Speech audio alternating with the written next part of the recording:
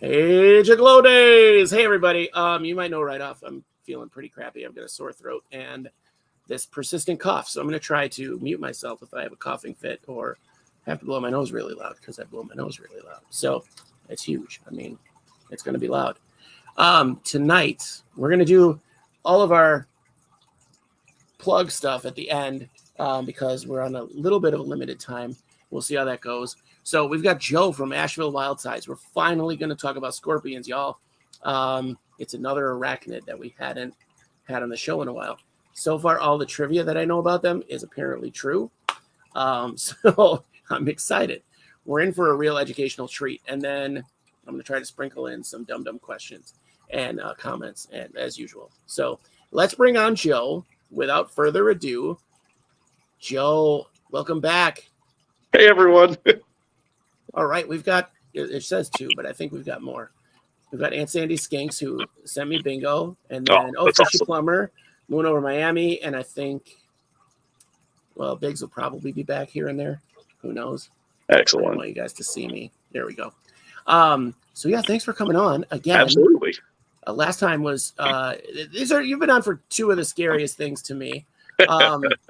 Yeah, centipedes is by far the worst. And then, who do you think would win in a fight, scorpion or centipede? Well, unfortunately, the internet is full of examples, which are generally cruel and unfortunate circumstances where people generate clickbaits by airing animals that are naturally defensive and hostile towards one another and putting them in a situation where they have no choice but to defend themselves. And I don't participate in those either. I've not intentionally watched anything like that, but in their natural environments, scorpions and centipedes will subsequently prey on one another. So under different circumstances, the scorpion may come out the victor. Under another circumstance, the centipede may win, but being primary insectivorous predators in their environment, they would attempt to feed on each other were they to encounter one another. So they would be natural combatants. That's a risky bit. I've never. Absolutely. And like all other predatory organisms, they're primarily interested in survival and subduing prey items that they can handle without subsequently resulting in an injury. But if they're hungry enough, they may attempt to succeed. Okay, guys, so now we have a special treat. We have a koala versus a baby giraffe. Special episode. No. Don't make that video. If you watch this and you're one of those jerks with the shorts, don't make that video. You're really a-hole if you do that. Yeah. There is no chupacabra. No, there's not. Scorpion would beat it, though. But yeah, so scorpions all look kind of the same. Yeah, to an extent. We'll look at one real quick while we talk about some of their natural history. Yeah. But this specific species here, and I've moved everybody out of containers and into deli cups. Some of them are a little bit more upset about that situation than others, simply because they had to be excavated. This species here, this is Hedurus obscurus, commonly called a California or a desert hairy scorpion. This guy was burrowed in about 10 inches of substrate. He's a little upset with the current circumstance, but he'll go back into his burrow once this episode's done. But yeah, you can absolutely see some familiar anatomy with the organism. And I'm going to use a pair of forceps here to just point out a few things so I don't really agitate the animal. Sure. But their pedipalps, these grabbing organs on the front, are modified into pinchers, similar to some crustaceans, crabs, lobsters, crayfish. These pinchers are used for a variety of functions. Primarily, they're used to grasp at prey, but they can also be utilized to assist the animal in burrowing, digging. They're utilized as a threat defense. When this animal is really agitated and perceives a threat, it's going to raise these pedipalps up with the claws open in an appearance to appear larger and more threatening. They're also used during reproductive rituals. The males and females interlock these pedipalps, and the male kind of guides the female around the environment during courtship. I've actually just posted a video on the Asheville Wildside Instagram of some different scorpion pairings and that kind of courtship dance. The mouth parts are located right here. They're chelicera, just like other arachnids. They're so terrifying. Terrifying. There are clusters of eyes, and various clades of scorpions, various groups of scorpions, various families have different eye structures and different eye counts. Some scorpions have 6 eyes, some have 8, some have 10, some have 12, but predominantly they're located in the same areas. These small black spots, and again, I don't know how well you can see it, but these small black spots located above the chelicera are the lateral eyes. They're primarily used to detect motion and movement along the same plane as the scorpion is kind of resting and moving on. Yeah. And then the dorsal eyes here are a little less specified, and they're primarily used to differentiate the difference between high and low light situations. So the animal can tell if it's day or if it's night, if they're covered or if they're in a shadow. But so those are the eye clusters. Well, they have up to 12 eyes, but still can't see well. Like sight's not there. It's not their primary. It's not their primary sense of interpreting and navigating their environment. Scorpions are highly sensitive to vibrations, and that's primarily what they're using to navigate their environment. They also, like other arachnids, have strong chemoreceptors, so they can pick up chemicals from prey and predatory organisms. Their body is covered in very, very fine setae that appear in various locations and clusters, and these hair-like structures also assist in vibration detection as well as air movement across their body. So they're very keen to external stimulus, but yeah, visually it's not their primary form of navigating and interpreting their environment. But yeah, so you've got 8 legs, just like any other arachnid. Thin elongated body that ends in what usually is commonly referred to as a tail, but it's not really a tail structure at all. This is in scorpions we call this a metasoma, and it is a extension of the opistosoma. It contains many vital functions of their internal anatomy, including the cloaca, which is located at the very end of the metasoma. So unlike an animal losing its tail, if a scorpion loses too many segments of this metasoma, it can be catastrophic. They may, if they're younger organisms, they may be able to molt and regenerate some damage, but generally it's kind of a ticking death sentence for them if they lose those sections. I had no idea. And then the metasoma is tipped, and again, I'm going to kind of move this out here so we can see it, but the metasoma is tipped in the telson, which is the bulbous structure that houses the venom production glands, as well as the aculeus, which is the actual stinger. And like other predatory venomous animals, the venom is primarily adapted to use as a method for hunting. They use it to subdue their prey. The ability to use it defensively is purely secondary. Given the opportunity, scorpions will always remove themselves from a situation that's threatening. They will always choose to retreat. It's when that option doesn't exist that they then become heightened and defensive and may sting to defend themselves. I feel like that's most venomous animals that I've heard. Oh yeah, absolutely.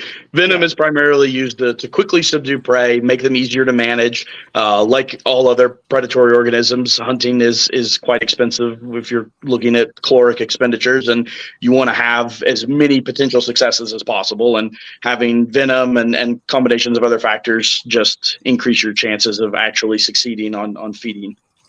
Yeah, for sure. That makes a lot of sense. So natural history. Let's learn some history. Yeah. So scorpions are one of the oldest terrestrial organisms. These animals appear in the fossil record during the Silurian period, 419 to 443 to 419 million years ago. And along with other arthropods, primarily chylopods, myriapods, arachnids, and early insect ancestors, they were, at least that we know of, the first terrestrial organisms to first take advantage of land-based environments. And many of the scorpions in the fossil record dating back that far show transitional anatomy between aquatic or marine existence to more of a terrestrial preference. I see, and I've heard that. So now, that said, I've heard of sea scorpions. This is something I honestly don't know. Is there a relation between the sea scorpions and land scorpions? So they are chelicerate arthropods. They have the same type of functioning mouth parts. Arachnids are chelicerates, horseshoe crabs are chelicerates, sea spiders are chelicerates, eurypterids were chelicerates. All of these organisms had similar functioning mouth parts and are closely related to one another. Okay, so yeah, right. Because I've heard, you hear other things with invertebrates like the dragonfly is so far related. It's closer to a wombat than it is Yeah. to a regular fly. Yeah. So I assumed that it was one or the other. Either they were like brothers or something totally different. It might as well be an orangutan, right? Yeah, there are plenty of familiar relations between many of those trilicerate animals. So, here, let's look at something. Wow. And I imagine that their prey stayed the same, like their chosen prey pretty much stayed the same, insectivores. Yeah, absolutely. I mean, they adapted from predatory marine organisms that utilized the same techniques and strategies that made them successful in marine and eventually brackish and very likely transitional amphibious environments. Those same things were successful in terrestrial environments as well. And that's one of the fascinating things about scorpions. You look at organisms that in the fossil record are hundreds of millions of years old, and they're not that different from what we have today. Scorpions haven't had to dramatically evolve to adjust to shifting environments. These animals kind of hit an evolutionary peak very early on in their development, and despite mass extinctions and climate change and rapid transitions in atmospheric conditions and temperatures, scorpions just survived and continued thriving. And again, they have definitely diversified. There's around 2,500 classified species now. Very likely many more will be named in the future. But despite that diversity, they're all still very much similar organisms that again, if you were to take a scorpion from the Jurassic era and look at something that we have today, they would be very similar animals. Except not 30 pounds. Like, yeah, well, they were massive back then. There's like Gondwana Scorpio genus. There are some larger ones, but even today we've got some pretty big scorpions on the planet. The largest being again at the moment Giganometris, which was previously placed in genus Heterometris, which are all of your four scorpions from Southeast Asia, but recently there's been a lot of taxonomical endeavors to try to determine familiar relations, and some new genera have been erected, Giganometris is the largest species, measuring around 9 inches, 28 centimeters or so. But when you measure a scorpion, you are measuring the length of the metasoma laid out behind the organism's body. So it's 9 inches. Can sound like a lot if you're just imagining chelicera to the base of the metasoma, but again, because that is part of the animal's anatomy, we measure that length as well. But yeah, so there's a huge amount of size variety. The smallest species or smallest genus of scorpions, Typhochactus, is around a third of an inch at maturity, about 8.5 to 9 millimeters. And between those two extremes, there is a tremendous amount of diversity in scorpion size physiology. But so this species that I just had, I'll actually scoop this one out because this is one of my program scorpions. I use this specific male for a lot of educational presentations. Then this is Pandanus imperator, commonly called the emperor scorpion. For many years, this was the most commonly available species. I'm trying to get it in camera. Yeah. The most commonly available species of scorpion in the United States and European hobbies. These are large, generally docile terrestrial scorpions found in tropical regions of Central Africa, Central West. There are several other closely related species as well as closely related genera that are sometimes inaccurately labeled as emperor scorpions, predominantly because they all look very similar to one another. But again, emperors were for the longest time kind of the mainstay species that people had availability to. Most people that are keeping arachnids now, if they got started in the hobby in the 90s to the early 2000s, like I did, this was probably one of the few species that was regularly available. You get an adult emperor for about $15. It was just everybody had access to them.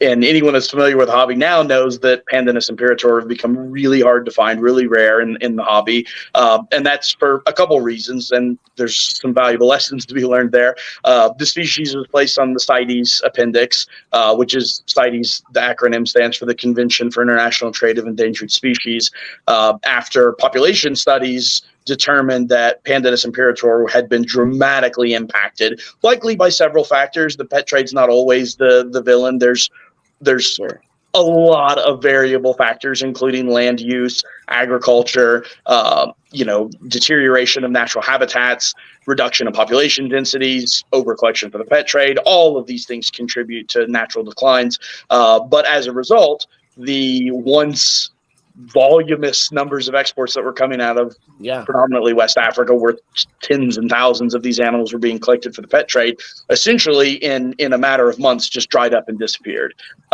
And one thing that the hobby has continued to struggle to learn is that just because the species is abundant and readily available now doesn't mean that it always will be. And we should, as hobbyists and hobby breeders, keepers, and passionate proponents of this hobby, we should focus on captive reproduction and sustainable populations of any species, whether it's a $15 scorpion or a $500 centipede.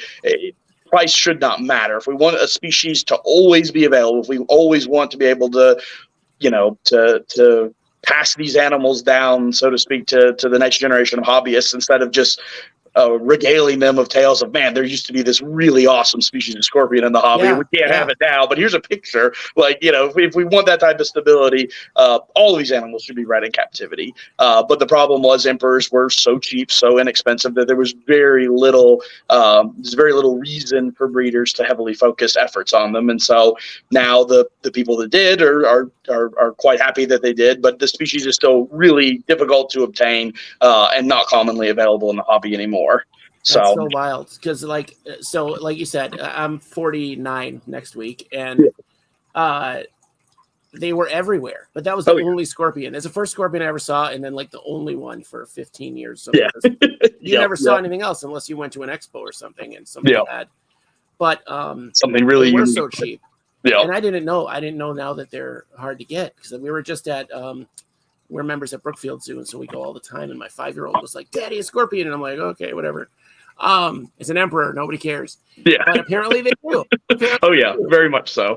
And you saw how quickly and easily I scooped that specimen up. I should have preemptively stated that any sort of handling interactions are always at the handler's risk. I don't encourage anybody to just scoop up any scorpion, whether it's mild or medically significant. Arachnids don't benefit anything from handling. They don't want that interaction. But for purposes of education and presentations, I generally will get specimens out and allow kids to see them up close and in person. But of course, the animal safety is always a priority. You want to be cognizant of everything around you and be careful that the specimen doesn't drop or fall, or you're always kind of watching cues on the behavior of the animal. I've had that in specific Imperator for about 8 years, and he's been doing programs for a long time, so I'm very comfortable with the specimen. But yeah, I meant to preface that because sometimes people get really upset about handling invertebrates. They do, and some of it I understand, and some of it, in the moment they're probably upset, but I think that invertebrates, especially like your arachnids, are kind of like, they're not living in the past. They're very much. I mean, there are all sorts of opinions and anecdotal evidence regarding invertebrates' ability to recognize things. In my opinion and in my experience, I tend to believe that invertebrates are very much feedback response machines. They interpret external stimuli. They generate the most likely response to ensure their continued survival, and then they express that behavior. They're not learning from experiences. They're purely treating things as they occur.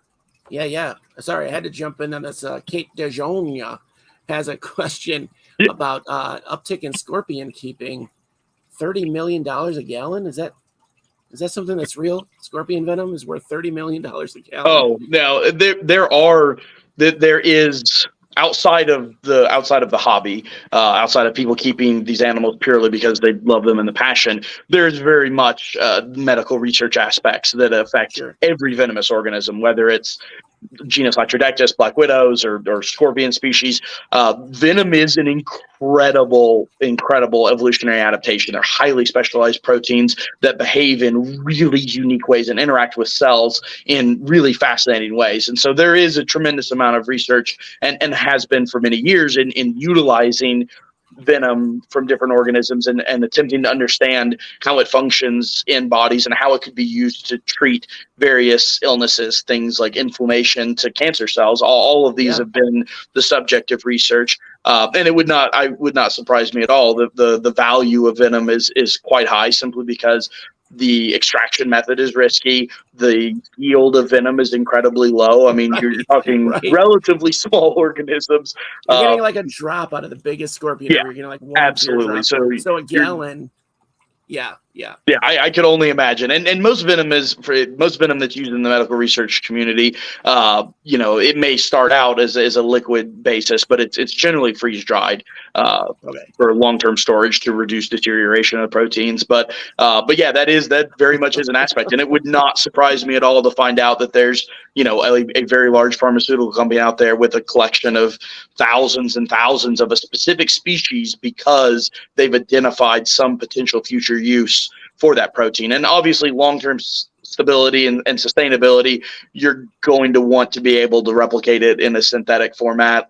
If you're relying wholly on, biologically produced venom, that's a very expensive endeavor. Like with Crofab being a synthetic antivenom, that was the natural transition of that. We identify how it works, and then we're going to replicate that in a synthetic way because it's cheaper, it's easier, it's more cost efficient, and it's also safer. So interns stop dying, because that's an intern job. That's an intern milk job. All the scorpions, Hey Jimmy, you're a sophomore in high school, right? Boom, get in there. Here's your good 8-hour day.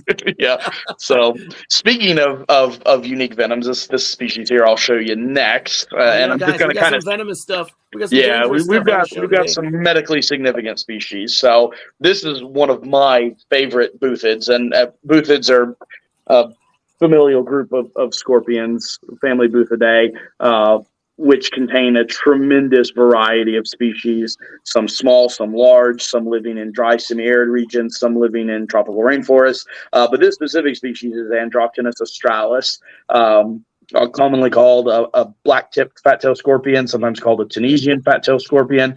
But they are among the most venomous species of scorpions.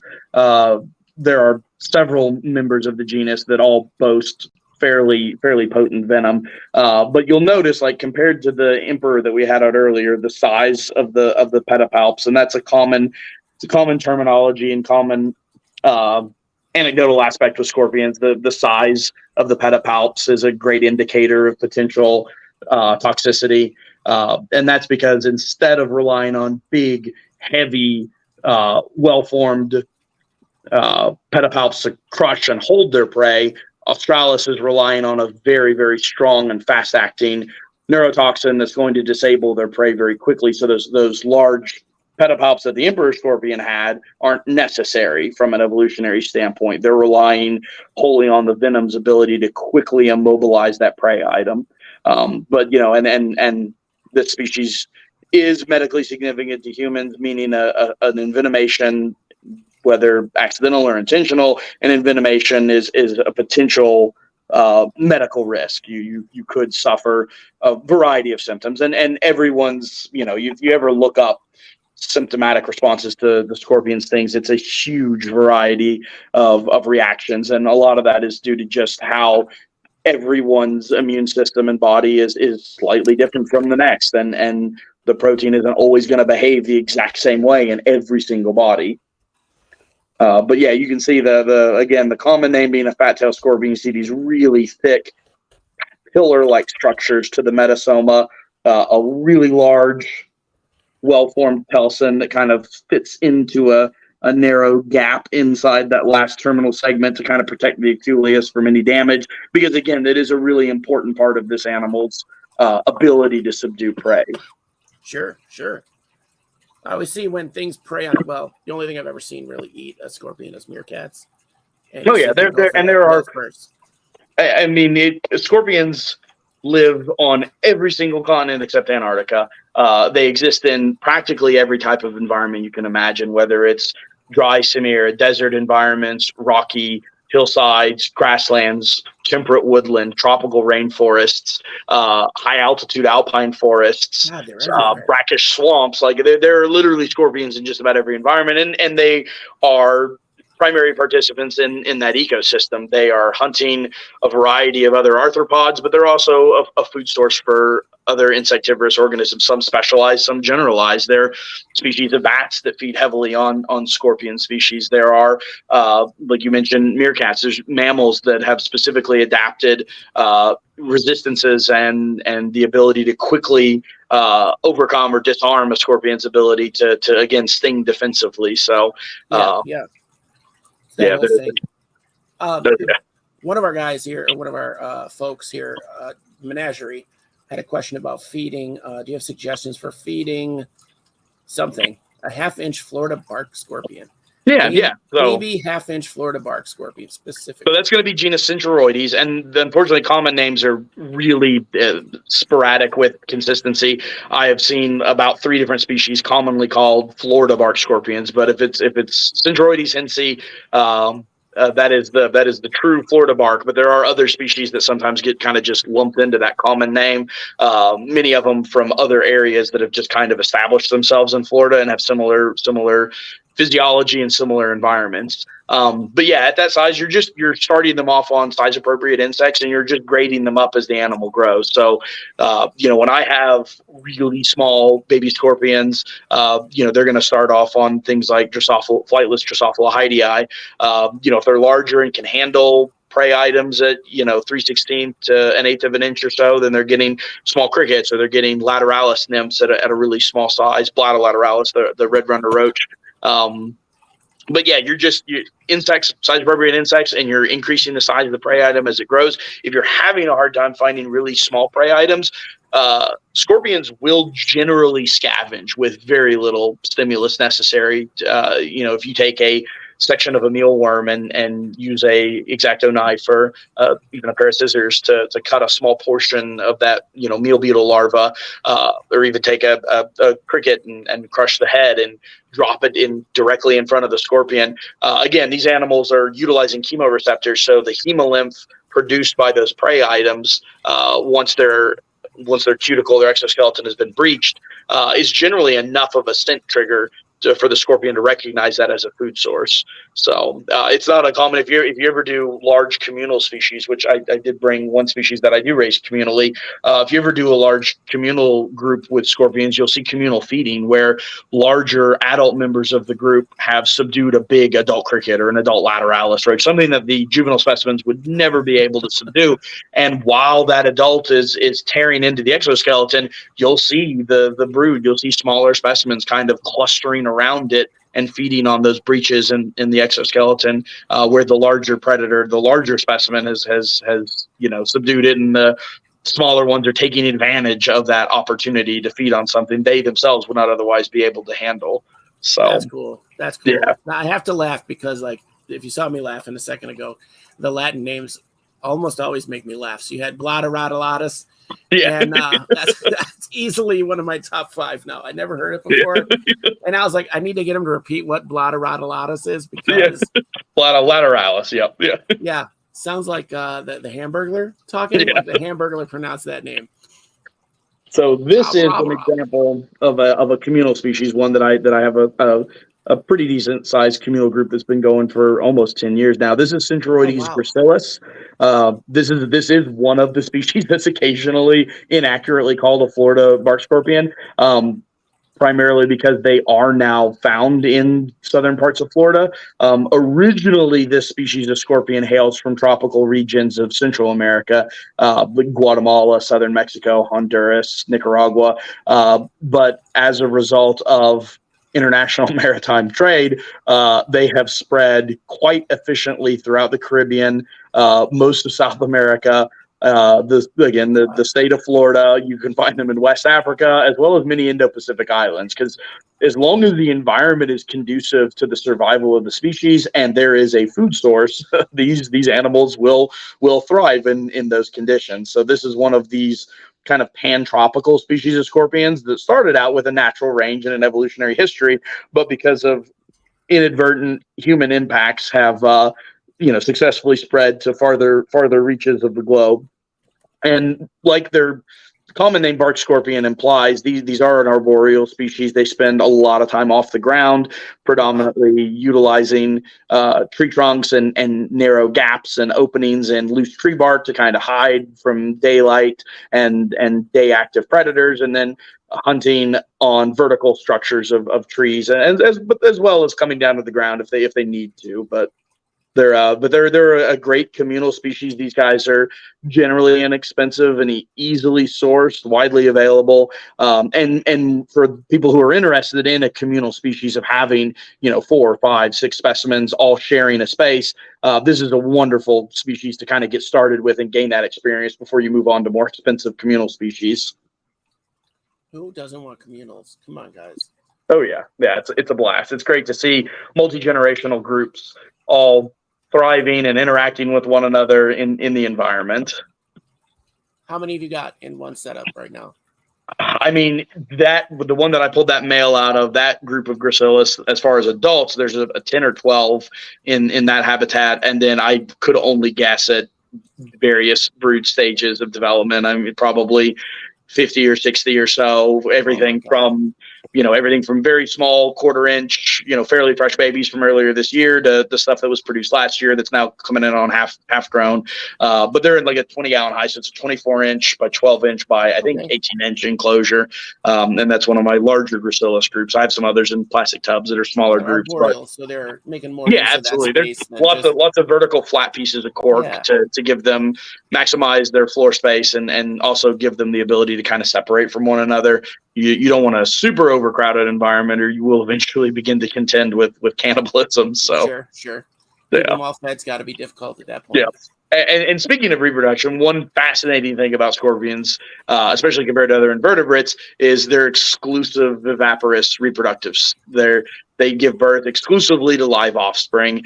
There are a couple different reproductive strategies as far as development of those instars, those early development stages with the babies, whether they are nursed by a self-contained yolk or whether they're actually feeding on a nutrient dense fluid that is produced inside the female's body while they're developing. But regardless of development, when they enter the world, they're all viviparous. The female gives birth to live offspring, and I've been able to witness it a few times in my collection, and it's a truly wonderful thing to see. The adult female raises up on her legs to kind of extend. She uses her pedipalps to reach under her body, creating almost like a basket or a handhold structure, and then each baby is exerted out of the underside of the female's body, the genital operculum, and she choose to use. You are so professional. She picks it up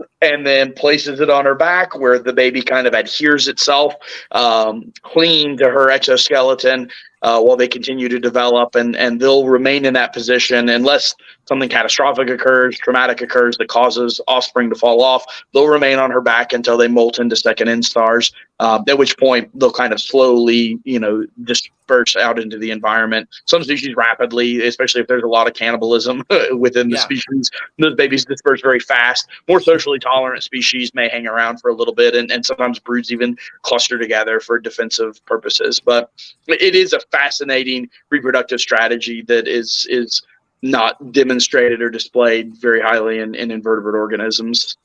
Yeah, you don't see a lot of that. I always see the photos or video of scorpions with all their gross babies on their back. I didn't know they were live born. I like it that you're like, oh, it's beautiful, it's fascinating, and I'm over here like, So speaking of large broods, it's a good transition here to our next demonstration specimen. And this is also a really fascinating group. This is another medically significant species. This is Parabuthus transvalicus, commonly called a Transvaal thick-tailed scorpion, sometimes called a South African spitting scorpion. And this genus Parabuthus, again, like the Australis or the Tunisian fattail we saw earlier, is a boothid, medically significant, very, very thin pincher-like, very thin needle-like pinchers on the pedipalps, very thick, well-developed pillar-like metasoma.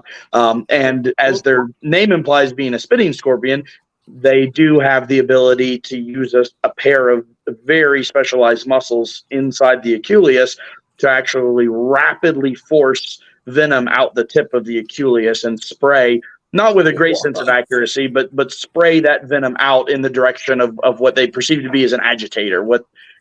So it's a really unique defensive mechanism, and we see it in a few other groups of scorpions. The first thing we looked at tonight, the Hydrurus obscurus, the California hairy scorpion. Some Hydrurus can spray venom, some Diplocentris can spray venom. So it's not something exclusively exhibited in these animals, but it is something that's fairly unique and makes this species fairly special. And this specific animal, at least in my collection, this is the male, but the female that is his brood partner. Holds the record for highest number of offspring produced in a single brood. Again, in my collection at least. But I had a female produce 81 offspring, and the female's a little bit larger. And I didn't bring the female because she's currently gravid now. I don't want to cause any undue stress. But when she was piled up with her, but you almost could not see the scorpion underneath her brood. It was arms. It was pedipalps, legs, and then just a metasoma, and otherwise it was just a mound of baby scorpions just clinging to her, clinging to each other, doing everything they could to just remain in position so that they didn't become dislodged. And it was pretty amazing. It was a big brood, so I was really happy to see that kind of number produced. But yeah, so this species, they're found throughout regions of South Africa, and like other buthids in the African continent, these scorpions are renowned for for the venom's intensity, generally associated with high levels of pain and discomfort when people do get accidentally envenomated. Wow, that say spray venom. I didn't think they could be creepier. What always gets me is the mouth parts. I wanted to get a video, but I don't like stealing other people's videos. But like a macro, those side-by-side pliers that they use to just mash everything up. Chelicera, those Chelicera that just grab and tear and mash. And the video that I mentioned earlier with some pairing videos, I did zoom in kind of close on actually one of my emperor pairings, and you can see not only do they grab each other's pedipalps, but they extend the chelicera out and interlock those as well. So they're kind of fused together while the male seeks a location in the environment to deposit his spermatophore packet. And all scorpion reproduction, regardless of family, is very similar. It's done via external fertilization. The male creates a spermatophore packet, which he deposits on a small stalk-like structure that extends up from the surface. So they generally look for things that are relatively stable. So things like flat stones, hard-packed soil, flat, smooth tree bark, something where if after they deposit it, it's going to remain in that same position. And then the purpose of that courtship dance is to allow the male to then position the female accurately so that fertilization occurs when she moves her genital operculum over that spermatophore stalk, and it stimulates the release of sperm and then a plug that fills the operculum so future potential males are unable to fertilize any developing offspring until that brood is brought to development. So yeah, it's a pretty fascinating behavior, and it's really interesting to see, especially with communally tolerant species. You see a lot of social interaction with the animals. They're very interactive with one another. But when you have really territorial and aggressive species like many of these buthids, to introduce them together and then see how quickly that drive for procreation takes an animal that's incredibly defensive and kind of creates a social interaction with the animals. That's just it's a different side of the predator, especially again if you're not intimately familiar with scorpions. It's a really fascinating thing to watch. That was a crazy dance. I want to see them do that. Yeah. So you can dance, an interpretive thing. Yeah. Because I just imagine like their arms are out, they're doing like a tango situation. Their faces are mashed up. Oh God. Yeah. We have such different views on this. Yeah. It's remarkable. It's what it is. So when I had you on the centipedes, it was the same thing. I was over here like, oh no, stop talking. Keep it away. Yeah, just stop talking, Joe. I'm gonna mute myself or something.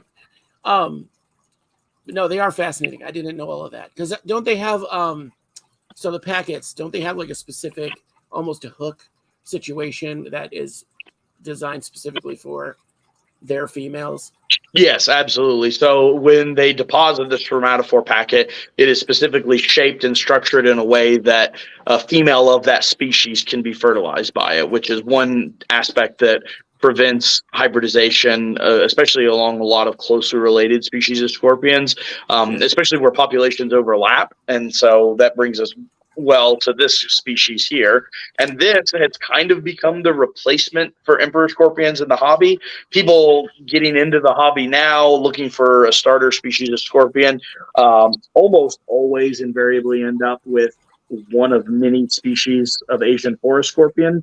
That is a common terminology that's used to describe dozens of species, not all of which have great representation in the hobby. This is Heterometrus silenus, and they have range overlaps with many other members of Heterometrus, and are all very, very similar unless you're really intimately familiar. You've really done some research as far as identification keys. A lot of these animals can easily be confused for one another, which creates just an absolute nightmare if you're attempting to pair these animals and you think you might have Silenus, but then you showed the picture to somebody and they think you might have Laudicus, or then you've got some guy that's going, no, that's Heterometrus spinifer, and it can lead to a lot of confusion, which is one reason why it's very important to do your own research, educate yourself, learn the ID keys of these animals before you make any attempts at pairing them. Generally speaking, it's a little bit safer if you source multiple specimens from the same source, from the same vendor, the same exporter. You have a much higher chance of getting the same species. But again, as I mentioned earlier, there are range overlaps. There are many different types of Asian forest scorpions sharing the same environment in parts of Thailand and Malaysia and Cambodia and Laos, parts of Indonesia. And you're also not always dealing with single source exports. When some of these really big export firms are building an order for an American or European importer, they may source specimens from a variety of collectors, which might be traveling to different areas and collecting animals, and they're all kind of thrown together as a single lot of 1,000 or 5,000 Asian forest scorpions. And it can get confusing really quickly.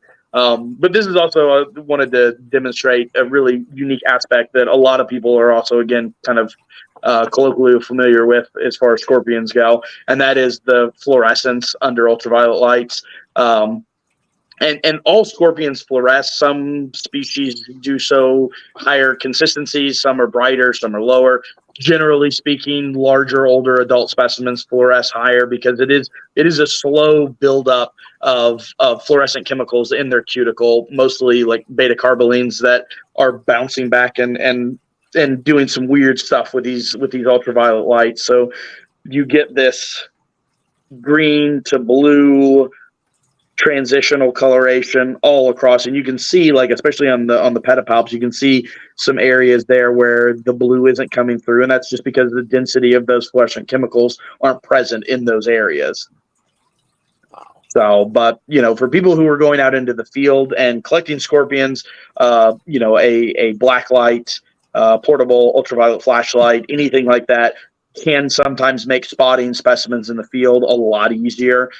Again, not every specimen is going to glow this brightly. Not every specimen, especially younger animals that don't have the density buildups of these fluorescent chemicals yet, aren't going to glow as brightly. But a generalization, it is something expressed and exhibited in scorpions universally. So, and there are benefits to it. There's one of the waxy-like secretions that are produced in the animal's body, lipids primarily, protect them from ultraviolet radiation, as well as help them retain hydration and moisture so they're not dehydrating quickly in low humidity environments. So those things are built up very heavily on desert dwelling scorpions. Things like this Asian forest scorpion, the emperor scorpion that hail from tropical regions may not have as much of a coating secretion as desert dwelling species do, just because it's not as vital for their survival. They're living in high humidity environments, so moisture retention isn't as much of a priority as it is with some other animals that live in harsher environments. Sure. Like the camel hump scorpion. The big like Soliphugids, yeah.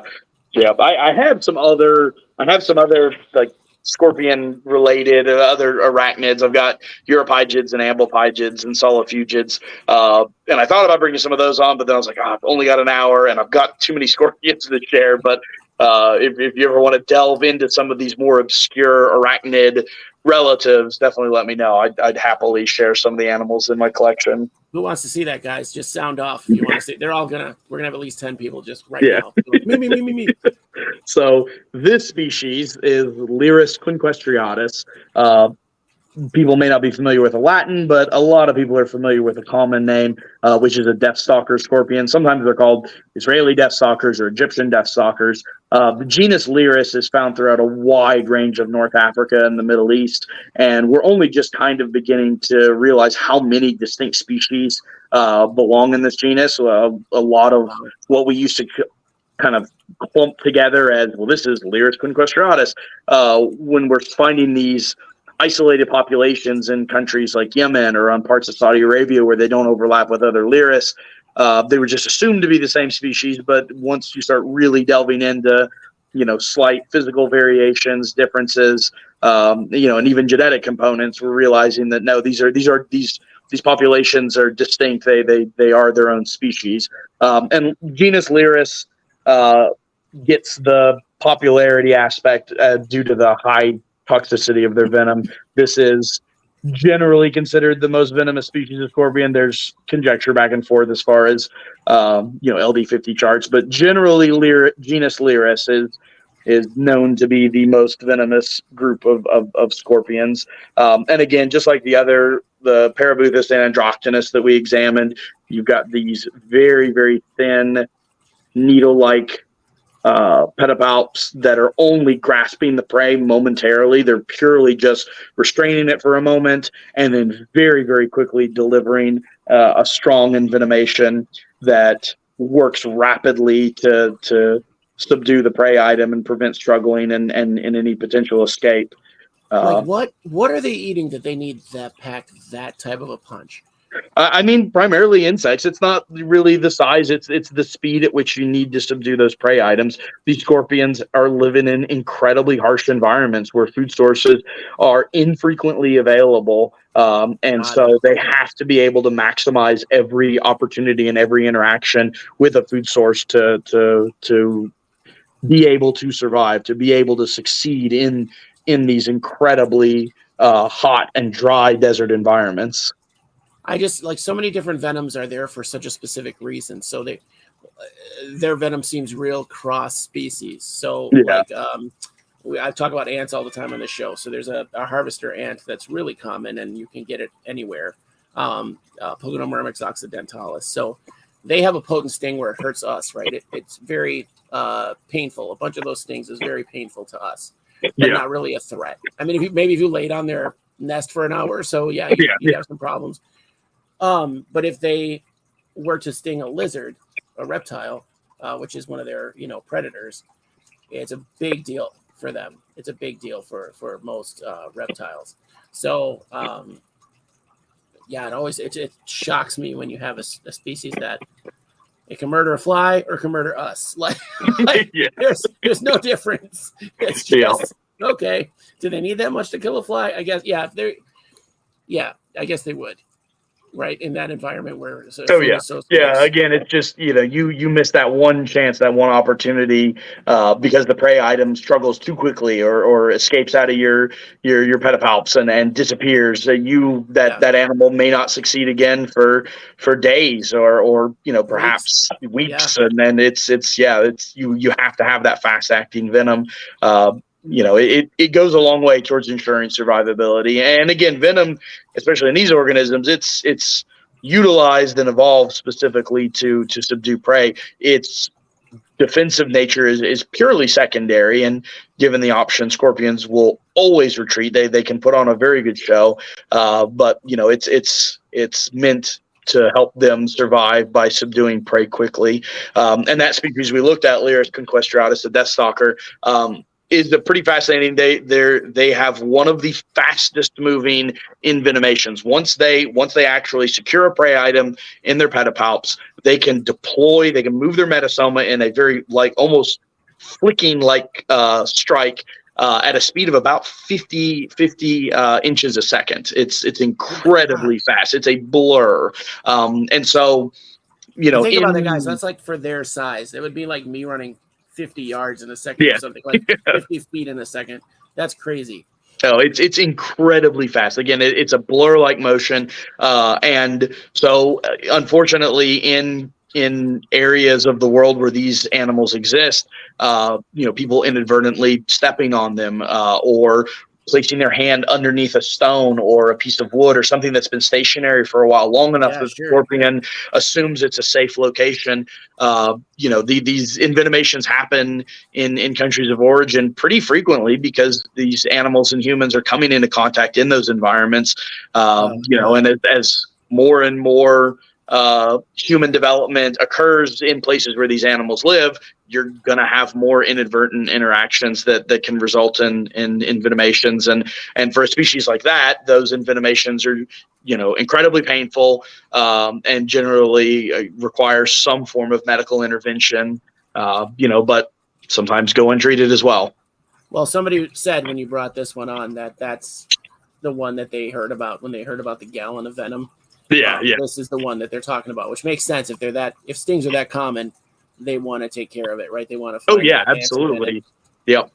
No, and in parts of South America, there are several different species of the Centauroides genus, like the bark scorpion we looked at earlier. Yeah. There are several species in that genus, and in genus Titius, which is a related genus of bark scorpions, also in family Buthidae.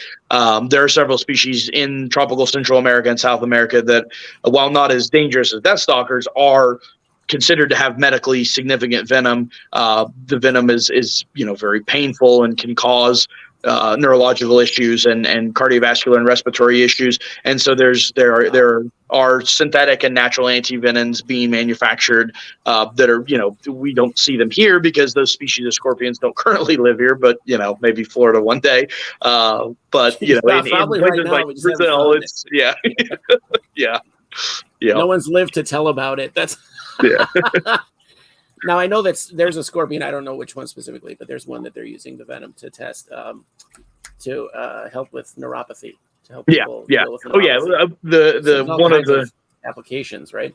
It's predominantly nerve interactions and how that venom affects things like sodium ion gates in nerve cells and allows or either forces those gates to remain open so electrical signals can transfer, or shuts them or intermittently opens and closes them. And that's what when you see an insect that's been envenomated, you'll see this almost seizure-like structure exhibited in the animal where all of their muscular systems twitch very, very continuously and then seize and hold it rigid in that position, preventing them from struggling and escaping. And so that kind of interaction is where I'm sure a lot of that venom research is looking at, is the interaction between the protein and nerve cells. And there's incredible medical applications for venoms, as much as as much of a risk that these animals display in countries of origin where they're interacting with people. They also could potentially hold the cure for many chronic illnesses and disorders in humans. Can you guys imagine like a burglar showing up at Joe's house? Yeah. And bumping the wrong shelf unit. Yeah. so many stacked plastic tubs of labeled in Latin. Just like reach in there, like, what is it? Oh, Latin. This must be like, maybe he keeps gems. Oh, I'm dead. Yeah. Okay. Justin had a thing that he read, I guess, a study that they were looking at to see if UV fluorescence kind of functions as a big proto-eye.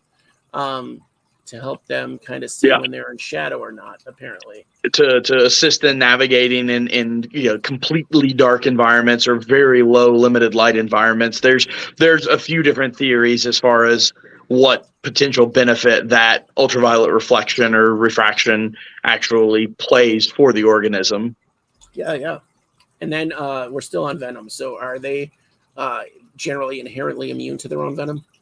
Generally, yeah. And you'll even see some fascinating reproductive behavior when adult scorpions are during courtship ritual. It is not uncommon for the male to administer several very timid but very specific envenomations, especially along the female's dorsal surface of her opistosoma, so the back of the animal.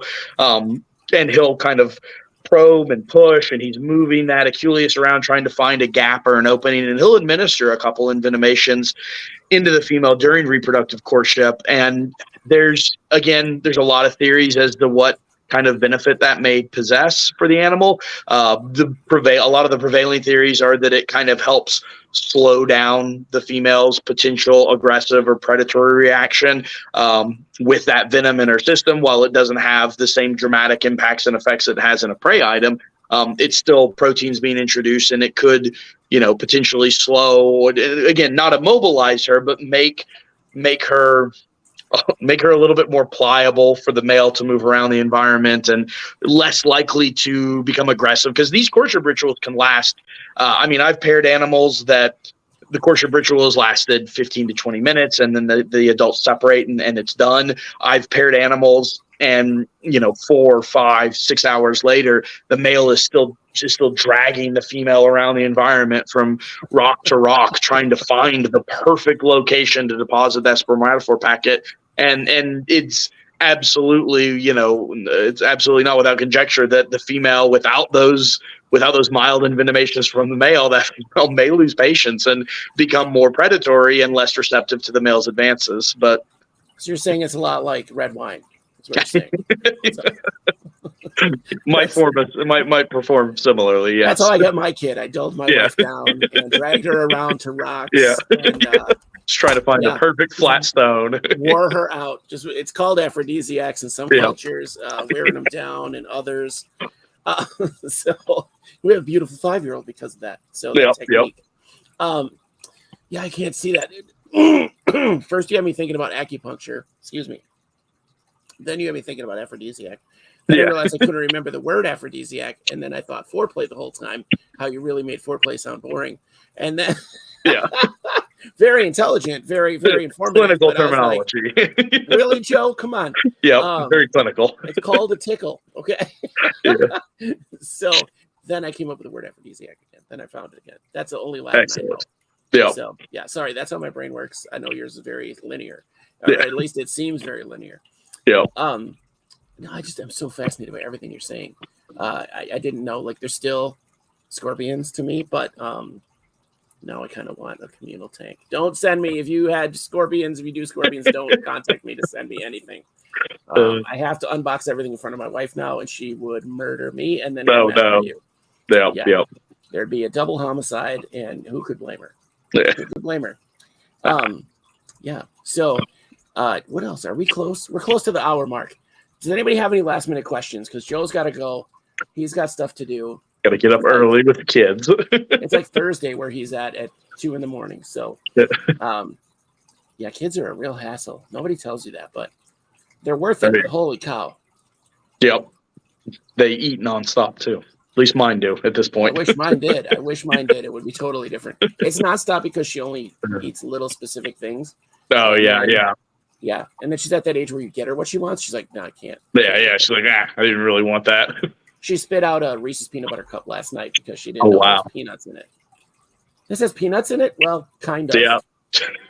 Peanut flavored paste, I think is what it is. Yeah, mixed with lots of sugar. Yeah, she went and spit it out and was like, oh, peanuts. I don't see. Oh, if you get stung by a scorpion, should you pee on it to neutralize the venom? Yeah, I wouldn't recommend it, but if that seems to help, and that's one of the things. Like, I value hobbyists' contribution to the scientific study and understanding of these organisms. But if you look at sting reports or bite reports from hobbyists and keepers who work with these animals, it's an incredibly inconsistent and unreliable source of information. And a lot of that comes from just so much of the reaction, especially when you look at like sting reports from medically significant species like Australis or Lyris conquestratus. When you look at sting reports from people who've kept these animals and done cut corners, or they've made mistakes. I mean, I've kept scorpions for almost 20 years now, and I've never been stung by a medically significant species. And it's not hard to keep these animals and not get envenomated. Know where they are before you go doing something in the habitat, like removing water bowls, changing hides, introducing prey. Spot the animal, know where it is, taking them out of their burrows, just like, it's in there somewhere. Don't try to scoop it up with your hands. When people get envenomated by the animals they care for, it's almost always the fault of the keeper. But when you're reporting this information, a lot of it, again, can be very inconsistent and unreliable just because everyone's reactions are different. And so people will report like, oh, no, I had hypertension. And that might have been a symptom of the venom, or you might have just been panicking because you've just been envenomated by a scorpion in your own care that you knew was medically significant. And now you're struggling through all of the stress related responses. Psychologically, as well as the biological responses, as your body rushes immune system cells to this foreign protein that's now coursing through its body that it's never been exposed to, and I think I would pass out. Yeah. I have an Arizona blonde tarantula. Oh, I love Chocodes. Yeah, she's so awesome. And the first time I got her, I put her in her setup, and she toured around. And then I was doing something else. I was setting a water dish. And I didn't even realize I wasn't paying attention to her at all, really, apparently. And all of a sudden she was halfway up my hand. Yeah. Just checking it out. And I was like, my whole body was like, oh, God. Oh, God. And, obviously you're not going to get any kind of envenomation from them that's going to be anything, maybe a bee sting type of situation. But it's more the piercing than anything else. But my whole body lost its mind. But I've held her a couple times, but it was her choice. I just put my hand in and she climbed in. So I said, okay. And those are generally safe interactions. Yeah. Yeah. She's not upset about it. So we were fine. And even with these medically significant scorpions, if I had, an Australis or a death stalker that was climbing up something and I placed my hand in front of it and the animal climbed onto it, it's these animals have no malice. They're not interested in envenomating us. It's right. When it does occur, again, it's purely because they feel like there's no other option. They feel threatened. They have to deploy this defensive mechanism. But you'll find videos online of people who just put their hand in front of a medically significant species and it crawls onto their hand and then crawls right off because they're not aggressive animals. They're not interested in envenomating us. They would rather just be left alone. And so long as they don't perceive us as a threat, we're kind of a non-issue. We're just warm furniture that feels weird under their tarsus. So. Do you keep somebody had one last question for you before you go? Yeah. And it's close to my heart because it involves cohabitation. Do you keep any other species with your scorpions, such as like blue death veiners, specifically blue death veiners? With so that is a common thing you see in the hobby. There's several different tenebrionid beetles that have levels of tolerance with Hedgerus, and so that's kind of the one you see most commonly, like Asbolus verrucosus, blue death feigning beetles. Sometimes other things like Adrodes ventricosus, which are smaller, more circular shaped beetles from the same region. I've Cryptoglossum auricata, which are the rough or black death feigning beetles as well.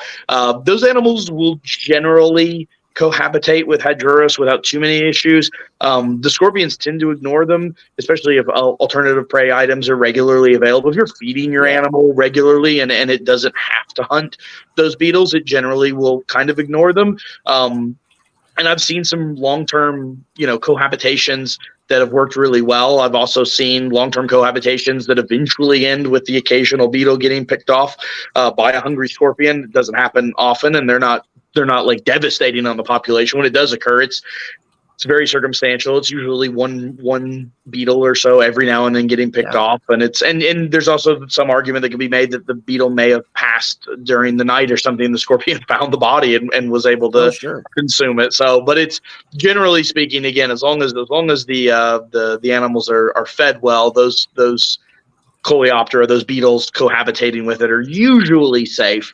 But it is something to just, if you set up a habitat like that, I would recommend getting multiple specimens, because there is always the potential for some attrition to occur.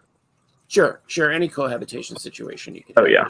Yeah, when you're housing predatory organisms with potential prey, your life sometimes finds a way.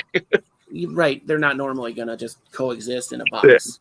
Well, and the difference primarily there, like when you're finding desert dwelling beetles like Asbolus cohabitating with Hydrurus scorpions in the wild, you also have to look at the size of the burrows. Hydrurus scorpions in the wild will dig burrows 60, 72 inches deep. These are massive structures. These animals are retreating many feet underground.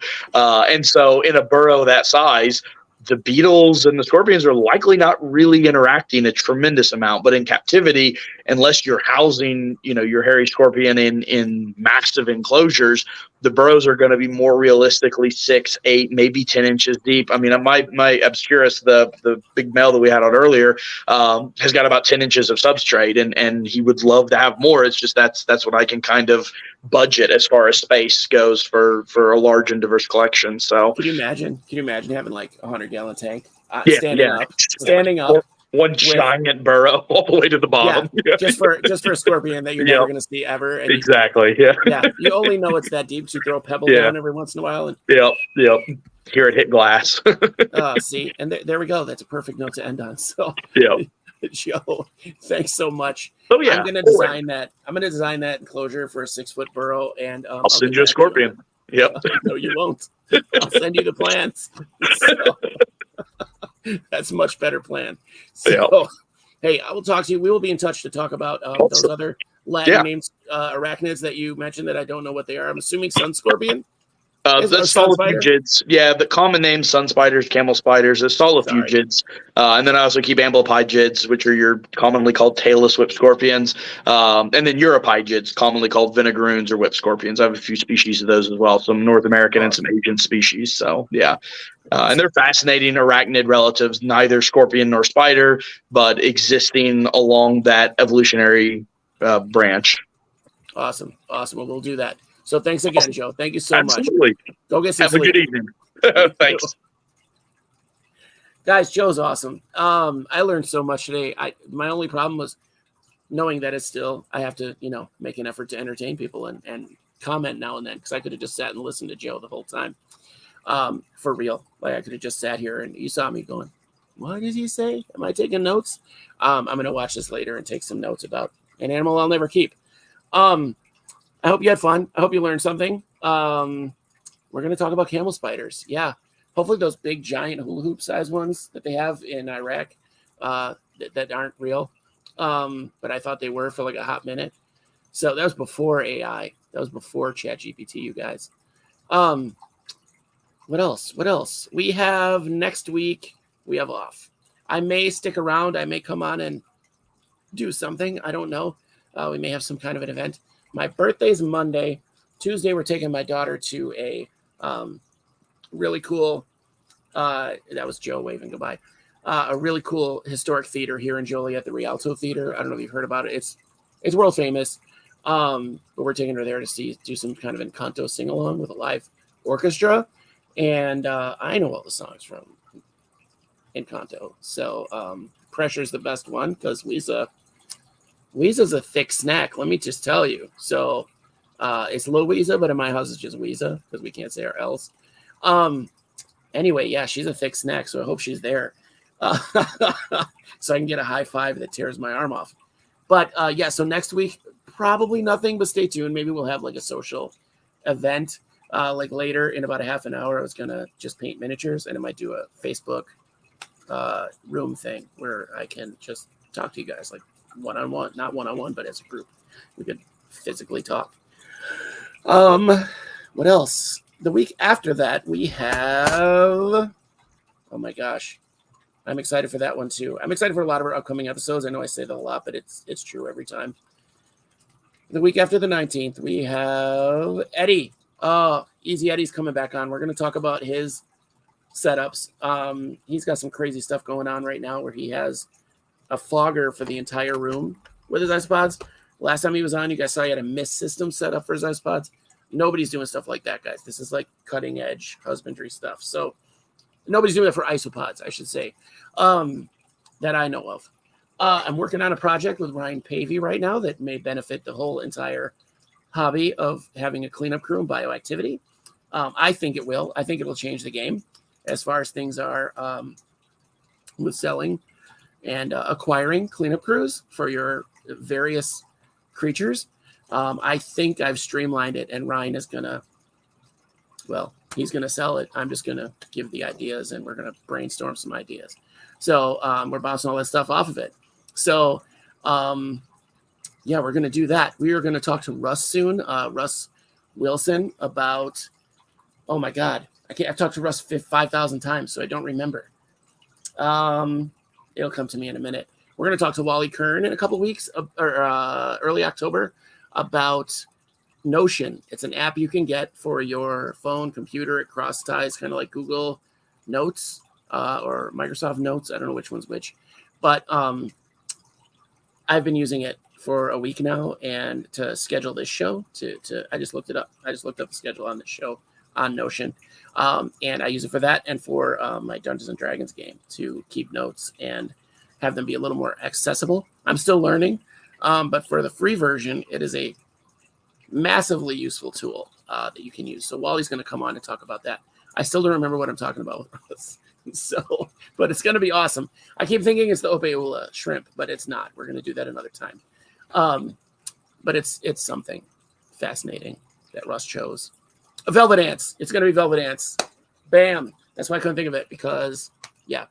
But it's Velvet Ants. We're going to be talking about them and proposing possible ways to get them to breed in captivity, even though way better people than me have tried. So, Major, it's do not disturb. Yep. I keep notes on people not disturbing me. Actually, that's a good idea. I don't like being disturbed. Yeah, Fishy, we have some great guests. We have a lot of the same people on over and over again, but I'm okay with it. We're working on getting somebody. Jose Avila is going to come on and talk about jumping spiders with us soon. With someone else. I don't know who that is yet. So, but it's in the works. We're going to do a jumping spider round table. If you guys know anything, I've been trying to get a jumping spider person on since the show started. For some reason, it's the cursed topic. So we'll see. I wish everybody pray for Jose that he stays healthy and can actually come on and talk about jumping spiders with us. He may not be like a scientist with jumping spiders, but he breeds them. He keeps them. He markets them. He creates things to better house them and designs things to better house them. I think he's qualified. Okay. If I'm qualified to talk about something, Jose is qualified. We are going to do an episode about pubic lice. That's probably going to be a solo episode, much like the penis episode. And then eventually we're going to do one about vagines as well, or bajingos, as they're called in other countries, I'm sure. Jose is amazing. Yeah, he's my jam. And his daughter's like my youngest regular fan. So very excited. So hopefully she'll be around too. She's adorable. I don't think Jose lives far from me. I think it would be fun to get our kids together. But anyway, we have our Patreon. It's in the down there part. We have the coupon is actually 25% from Aunt Sandy Skinks. So it's not just 20%. So it's even more savings, guys. Go get a blue tongue skink. They're so cool. They do sit around a lot. I'm not going to lie to you. They're very sedentary, but they're built to be. So I'm hoping when she gets older, she'll be a little more curious about things. And when she gets in her forever home, she got plenty of space now, but I feel bad that it seems too small. It's 55 and she's like a foot long. So it seems a little small, but it's temporary. She's still growing. Yeah. So on Ryan Pavey, go to springtails.us and you can get 10% off your order at any time. That's so far perpetual as long as we stay friends. He is our first like legit actual sponsor that isn't a Patreon sub, which he was, but and I'm super grateful for that. So I've gotten a lot of great gifts and things for people, and Bingo being the biggest. in all aspects. So speaking of, I have to go feed her, but you guys have a great night. In about a half an hour, I have to feed Bingo and get settled, and then I'm going to come paint miniatures. So if you guys want to talk and see my mess and see some miniature painting happen, ostensibly, it's not very good on the camera. Just bullshit. We can do that. So feel free to do that. So check the ISO Buddies Facebook group after the show in about a half an hour from now. So if you're watching live. So let's see, 10:15, and I'm good for an hour or two. So probably 2 hours, I'm hoping. I'm doing some She-Ra, because She-Ra's awesome, apparently. So anyway, we'll see you guys maybe next week. Maybe not. If I don't see you next week, know that I love you anyway that week and this week and every week, because you're awesome. And Beetle just showed up. Hey, Beetle, we'll see you later. So the 19th, no show. The week after, Eddie Lopez, okay? Easy Eddie. So come see him. He's one of the best people in the hobby, hands down. That's just me talking. That's not anybody else biasing me. He's amazing. So check him out too. So we'll talk to you guys later. I love you. I hope you can make the talk or the chat. So it'll be off the cuff.